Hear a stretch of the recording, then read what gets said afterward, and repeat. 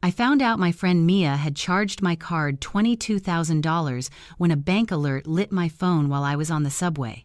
We had been close since college, shared notes, shared landlords, shared secrets, and the idea that she could burn through my savings felt like a violation beyond money. At first I thought it was a mistake, fraud, a hacked number, an algorithm error. Then the itemized list arrived, and it read like a fashion show: invoice coats, shoes, silk blouses, jewelry, all from the boutique Mia worshipped. I called her and heard the familiar, easy laugh that used to comfort me until the edge of that laugh told me there would be no honest answer. "Oh, Em," she said, almost breezy, "I grabbed a few things for work. I'll pay you back."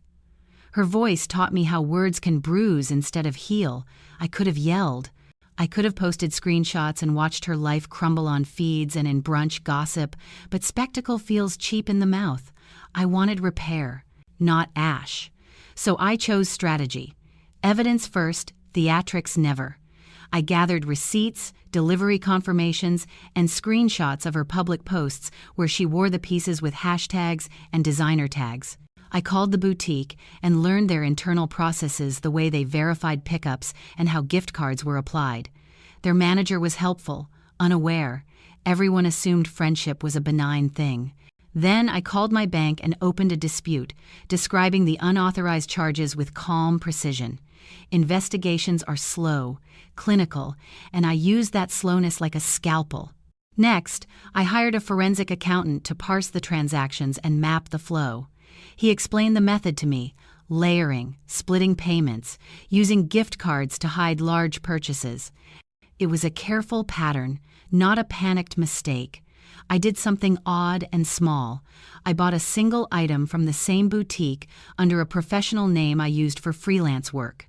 It was a mirror, plain, brass-edged, not flashy, but it gave me an entry point. Owning an account opened doors. I saw shipping logs and restock cycles and who approved private pickups. Instead of storming the shop, I asked neutral, bureaucratic questions. What thresholds trigger verification? How do you flag suspicious orders? Boards and managers respond to risk language, so I framed everything as governance rather than grievance. I petitioned for a review of authorization protocols and suggested two-step identity checks for high-ticket purchases. The company resisted at first. More checks meant slower sales, but risk memos travel fast through legal departments. While that worked slowly, I engaged my local community quietly. Friends, moms at the school pickup line, my former classmates who ran small businesses. I framed the issue as consumer protection, not personal drama. People listened because process feels less like rumor and more like control. The boutique offered goodwill vouchers in the meantime, small apologies sewn with PR polish. I refused them. Credits are glitter, not restitution. I wanted systemic change that made it harder for a single friend to weaponize access to my finances. My bank eventually reversed many charges once their fraud team confirmed the pattern, but social proof of Mia's splurges had already circulated. Her posts, once admired, stung in a different light when shown beside timestamps and pickup logs. As I worked through finance and policy, I was careful not to act in public fury but in public pedagogy. I began writing short pieces about how normalized borrowing can hide theft and how friendship cannot assume consent in finances. These pieces drew private messages from women who had been taken advantage of by partners or friends and hadn't known how to prove it. That multiplicative effect felt better than watching one person burn. The boutique invited me to join a new advisory group about customer protections. They wanted to show they had learned. It was an awkward reversal, the store asking the woman they had indirectly harmed to help them tighten ethics. I accepted the role because it meant structural change rather than spectacle. On the board, I pushed for mandatory ID for pickups over $1,000, a delay flagging system for unusual purchasing patterns, and staff training on layered purchases. The policy changes were tedious but effective. They made the pathway Mia had used slower and more observable. Mia texted apologies that read like scripts. Her promises to repay felt thin against ledger entries. I didn't reply. Forgiveness is not an instant refund. Instead, I channeled what I reclaimed into something practical, a small emergency fund for people betrayed financially by friends or partners. It gave grants and advice and taught people how to document misuse. I wanted the lesson to multiply beyond one friendship. Publicly, the boutique's feeds changed tone. More cautious posts, less bravado about splurges, a new checkout pop-up, warning for high-value gifts. The transformation felt like a cooling of a culture that had once glamorized careless consumption. Meanwhile, Mia's social orbit shifted. The circles that had cheered her purchases now asked hard questions about receipts and sources. She lost the easy applause she'd relied upon, replaced by careful curiosity from people who once admired her. It wasn't dramatic collapse, it was the slow unraveling of privilege that depended on others' trust. When the refunds hit my account, I felt relief, but not triumph. True victory, I decided, was not the money returning, but the structures changing so that others would be safer. I accepted the boutique's invitation to speak at a local consumer event where I explained how trust can be weaponized and how institutions can protect people. Young women approached after the talk with stories and gratitude. The fund's first applicants came from those conversations. Mia's messages kept arriving, brief notes of regret and plans to reimburse me over time. Her words were small now. The systems I helped enact did the heavy lifting of consequence. Months later, the boutique's sales pages showed fewer impulsive splurges and more responsible language about returns and authorizations. The community no longer celebrated reckless spending without asking about sources. Revenge, I found, did not need to be loud.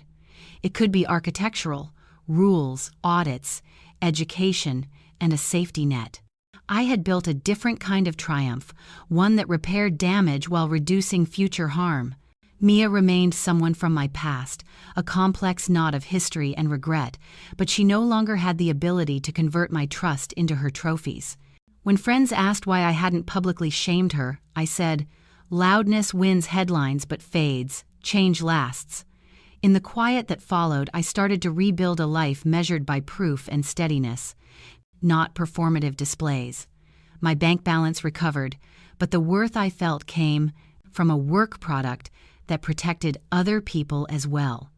Sometimes the best revenge is a ledger that turns into a law, an account that becomes a policy, and a betrayal that becomes a lesson. I had my money back and a new job leading the fund, small things with exacting consequences. I rebuilt quietly, turning betrayal into a structure that protected others from similar sudden losses. 3 months after the fund launched, I walked past that same boutique for the first time since it all began. Its windows still shimmered like temptation, same polished mannequins, same low jazz humming through glass, same illusion of exclusivity. Only this time, I didn't cross the street to avoid it. I walked right in. The clerk behind the counter froze for a second before smiling professionally. "Welcome back, Miss Ellis." The recognition in her voice carried a tremor, like she wasn't sure whether I came as a customer or as a ghost. The boutique had changed. New branding, new signage, even auto. A framed article near the register. Consumer advocate Emma Ellis joins Reform Board. I smiled faintly at the irony. There I was, hanging on their wall, the same woman they once helped rob. And then, from behind a rack of new arrivals, I heard her, that voice, laughing, easy, familiar, a sound my body recognized before my mind did. Does this come in the champagne tone? Mia. Her reflection flickered in the mirror, blonde hair shining under the downlight, face flawless, holding a silk dress up against her body. She hadn't changed, not one bit. Still the kind of woman who thought charm could erase consequences. She turned, saw me, and the world paused. The laughter died in her throat, replaced by something brittle. "Emma," she breathed, clutching the hanger tighter. "Wow, it's been forever." I tilted my head. "Not forever. Just long enough for you to forget what interest rates look like." The clerk looked between us, sensing tension like static before. Lightning. Mia tried to recover. "Listen, about all that." "No," I said quietly, stepping closer. Don't do that thing where you shrink the damage down to all that. Her lips parted, defensiveness rising. You got your money back, Em. You even built a career off it. So maybe just let it go? Let it go. The phrase scraped against my nerves like sandpaper. I took another step, lowering my voice. You know what letting it go looks like, Mia?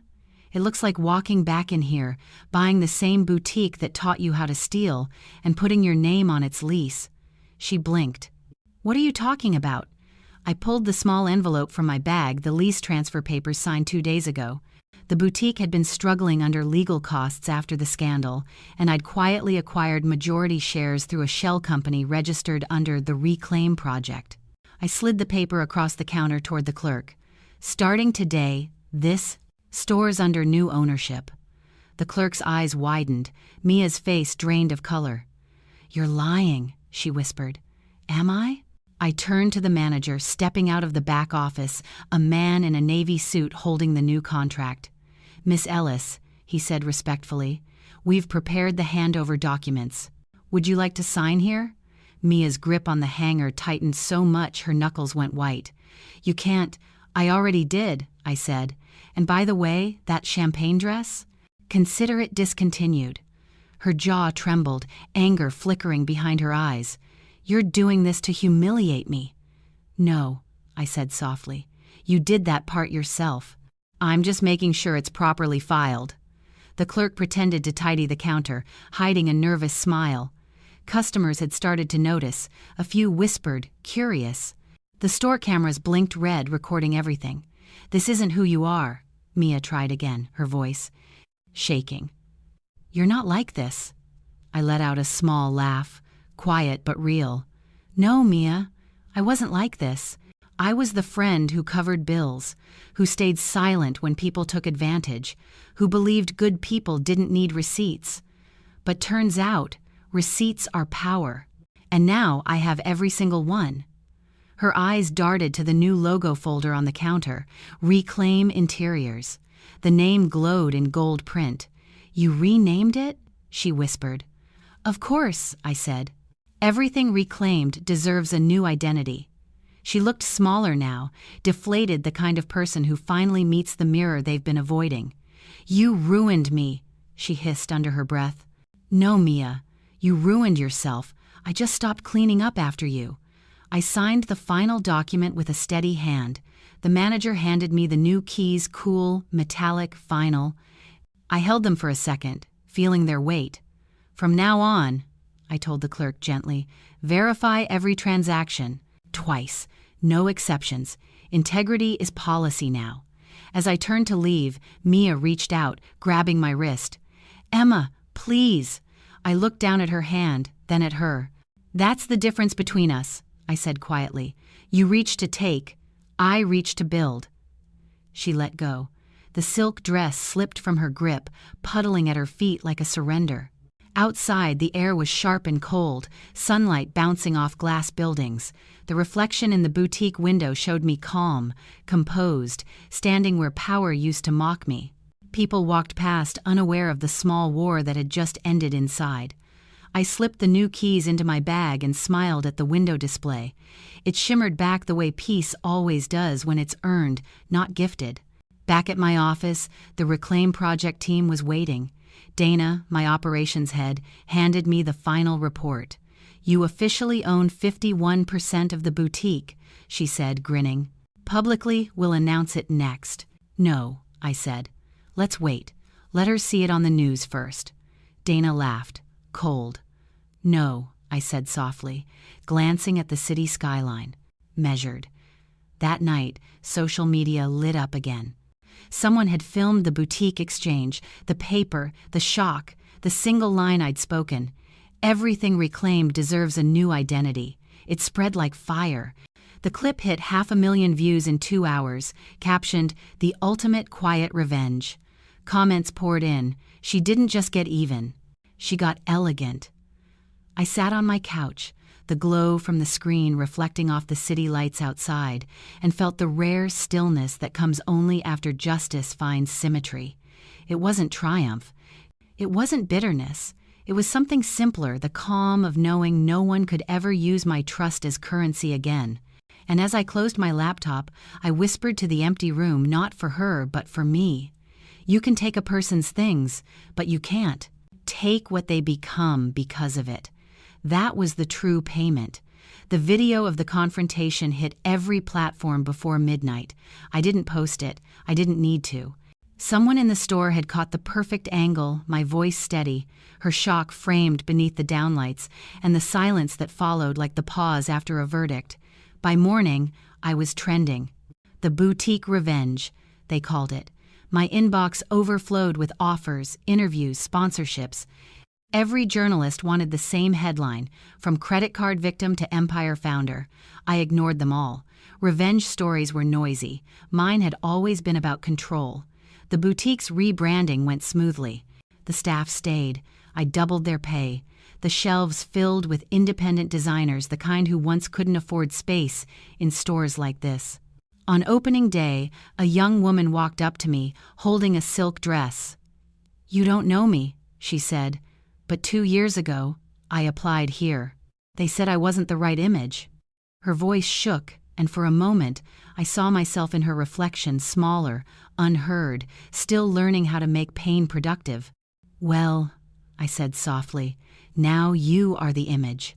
The cameras clicked and flashbulbs painted the air, but all I could think about was the quiet that followed revenge, the sound no one warns you about. You expect victory to roar, but it doesn't. It hums, low and endless, like the city at 2 a.m. after the crowds are gone. 3 weeks later, I was on a flight to Los Angeles for a real estate meeting when my phone buzzed, a message from an unknown number. "You won. Are you happy now?" No name, but I didn't need one. "Mia." I stared at the screen for a long time before typing back. "Not happy, just free." I hit send and turned off my phone. There was nothing more to say. Freedom isn't glamorous. It's paperwork and patience. It's rebuilding something you once thought was broken beyond repair. Every time I signed another store lease, another vendor contract, I thought of how easily trust could be weaponized. I used to think forgiveness was power. Now I know documentation is.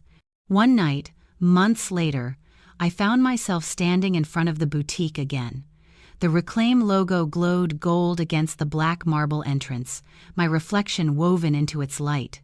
Inside, customers moved through the aisles, music floating like memory. I watched them laugh, try things on, take photos in mirrors, none of them knowing this place was born from betrayal. And maybe that was the point. Revenge wasn't supposed to live forever, it was supposed to transform. Behind me, a voice called out softly, hesitant, "Emma?" I turned. Mia stood there.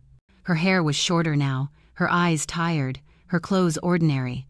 The sparkle was gone. "You're not banned," I said flatly. "You can go in." She shook her head. "I didn't come to shop. I waited." "I came to apologize," she said, finally. "I thought you'd destroyed me, but honestly, I destroyed myself long before that." I didn't speak. There was nothing to add to truth. "You were always better than me," she continued. "Not richer, not luckier, just real." Her voice cracked. I missed that version of me before I thought taking shortcuts made me smart. For a long moment, we stood there, just two women framed by glass and ghosts. Then I said quietly, "You can rebuild, Mia. You just have to stop calling destruction ambition." She laughed weakly. "You still sound like the good one." "No," I said.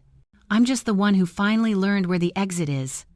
She nodded, eyes glossy, then turned away. I watched her walk off into the night, not out of pity, but closure. There was no joy in watching her fall, just peace in knowing I'd stopped falling for her. When I went back inside, the boutique was warm, alive, full of voices and laughter. A woman approached me, holding a small journal she wanted stocked on our shelves, hand-stitched, embossed with the words, "Everything Reclaimed." I ran my fingers over the gold letters and smiled. "How much?" I asked. "It's a gift," she said shyly, "for what you built." I placed it on the counter, beside the register where my nameplate gleamed. For a second, I thought of the night Mia stole my card, the dread that sat in my chest like lead, the hours spent convincing myself I wouldn't drown in debt or humiliation.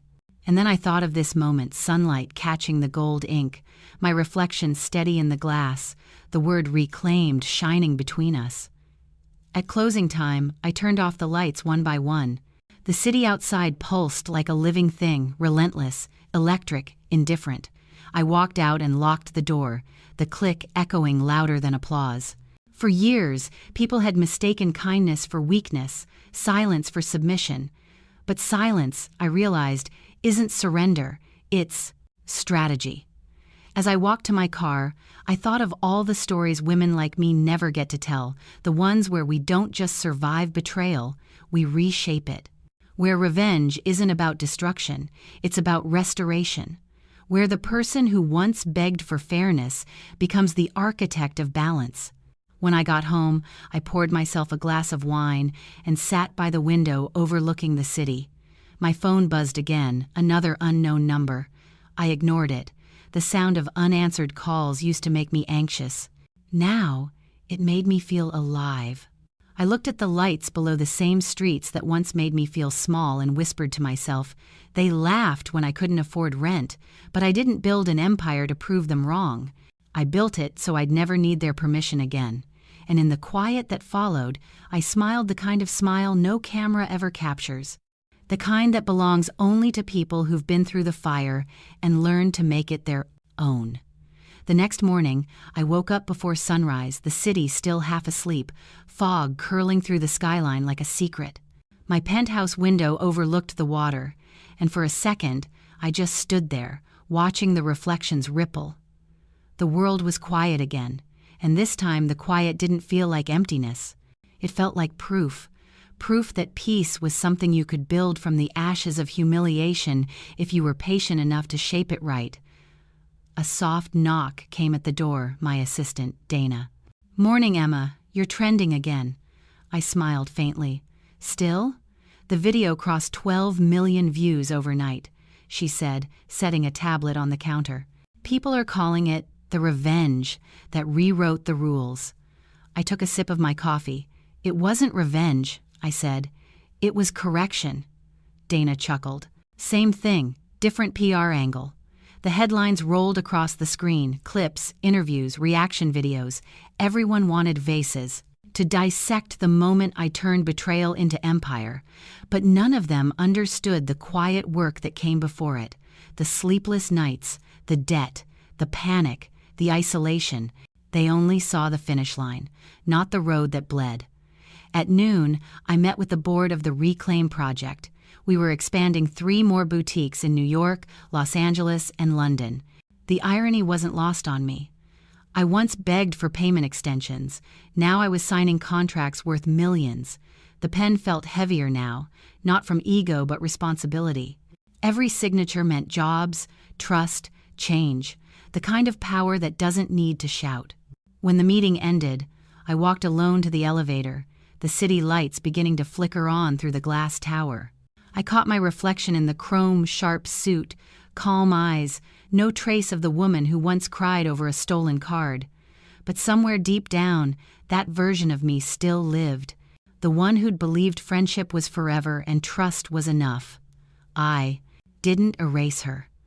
I kept her as a reminder. She was my warning and my compass both. That evening, as twilight folded across the skyline, I drove past the old boutique. Through the window, I saw new customers, young designers chatting, the soft glow of pendant lights. The word reclaim gleamed above them like a quiet promise. I parked across the street and watched for a while.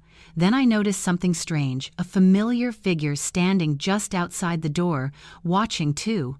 Mia. She looked smaller than before, her face turned upward toward the sign. She didn't go in. She just smiled faintly, then walked away. I don't know if that was regret or peace, but I realized it didn't matter. I'd already chosen mine. Weeks later, a handwritten note arrived at my office. No name, just 3 words. "You were right." I didn't need to reply. Some apologies don't need witnesses. The company grew faster than I expected. We weren't just a brand anymore. We were a movement, teaching women financial self-defense, legal literacy, and emotional independence. We turned pain into curriculum, loss into legacy. And every time someone asked how it all started, I smiled and said, with a friend who taught me what the word mine really means. On the 1-year anniversary of Reclaim's founding, I hosted a small private event at the flagship store. No red carpets, no press, just the people who built it with me. The walls were lined with photos of our milestones, new hires, first paychecks, grand openings. And in the center, one frame stood out, the still image from the original boutique confrontation, me standing with the contract in hand, Mia's reflection blurred behind glass. Someone had written underneath in gold ink, "She didn't burn bridges, she built her own city." The music faded, glasses clinked. Dana leaned over and whispered, "You should give a speech." I shook my head.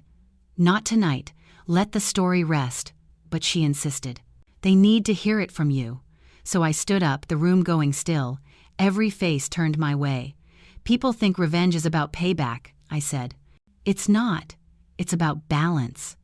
About looking at what was taken and deciding what you'll create instead. They say success is the best revenge. I disagree. Peace is." The room fell silent. Then came the applause, soft at first, then swelling until the air trembled with it. I smiled, not for the cameras this time, but for the girl who had once sat alone in a dark apartment, wondering if justice would ever sound like her name. That night, after everyone left, I stayed behind. The store lights dimmed, leaving only the golden glow of the logo above the door. I stood beneath it, letting the quiet fill the space again. Somewhere outside, traffic hummed, the world moving on, unaware of how much of it had changed for me.